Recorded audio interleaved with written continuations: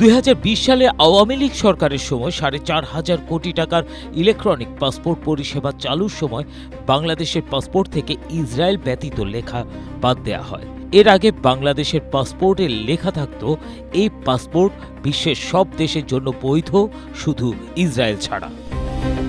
সে সময় আওয়ামী লীগ সরকার পাসপোর্ট থেকে ইসরায়েল ব্যতীত লেখা বাদ দেয়ায় ক্ষোভে ফেটে পড়ে সাধারণ মানুষরা। ই পাসপোর্টে ইসরায়েল ব্যতীত লেখা যুক্ত করতে দাবি ওঠে বিভিন্ন মহল থেকে। এখন এই শব্দ পুনরায় যুক্ত করতে যাচ্ছে বিএনপি সরকার।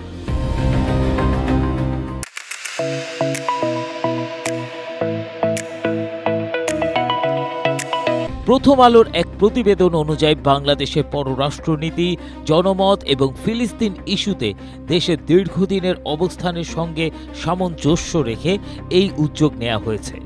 এর আগে অন্তর্বর্তী সরকারের সময় গত বছরের 7 এপ্রিল স্বরাষ্ট্র মন্ত্রণালয়ের এক চিঠিতে বাংলাদেশের পাসপোর্টে এক্সেপ্ট ইসরায়েল বা ইসরায়েল ব্যতীত লেখাটি বহাল করার কথা বলা হয়। তবে অন্তর্বর্তী সরকারের ওই সিদ্ধান্ত কূটনৈতিক পাসপোর্টের বাইরে বড় পরিসরে কার্যকর হয়নি। এখন বর্তমান সরকার সব ধরনের পাসপোর্টে এটি শতভাগ কার্যকর করার উদ্যোগ নিয়েছে। তবে এই লেখা না থাকায় পুরাতন পাসপোর্টধারীরা তাৎক্ষণিক কোনো ঝামেলায় পড়বেন না। মেয়াদ শেষে নবায়নের সময় নতুন সংস্করণের পাসপোর্টে লেখাটি যুক্ত করে দেয়া হবে। ABM Asaduzzaman, Asia post.